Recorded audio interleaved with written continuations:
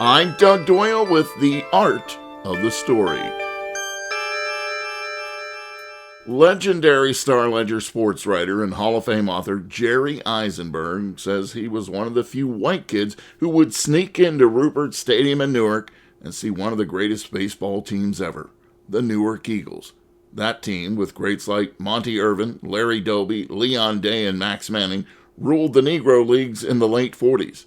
The late great Hall of Famer Monty Irvin once told Jerry Izenberg in 2007 that he couldn't die because he was the only sports writer still around who could tell their stories of black baseball in its heyday. Jerry has kept that promise and has come out this week with his second novel, Damn You, Josh Gibson, a ghost story.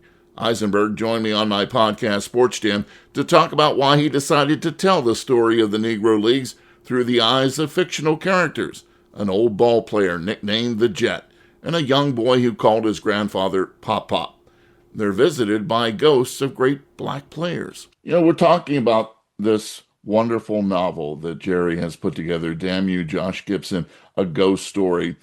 I have to think back to when I'm seeing, and reading about the ghosts. It's almost like a Christmas Carol where the ghosts come back and find some history. So is there any connection to As that? Muhammad Ali used to say to me, you're not as dumb as you look. Where do you think of course, there was no Tiny Tim, unfortunately, but but yeah, the Christmas Carol and for Christmas. Well, I loved the Christmas Carol as a little kid.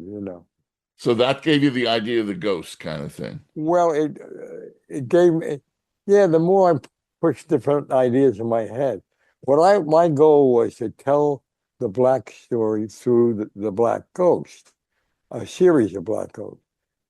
I don't think anybody's ever tried to do it that way. You either tell the story of the league or you tell the story of the players. But I had stories that I felt almost nobody had. Jerry Izenberg now lives in Nevada and has also covered every Super Bowl, the first 53 in person for the Star Ledger.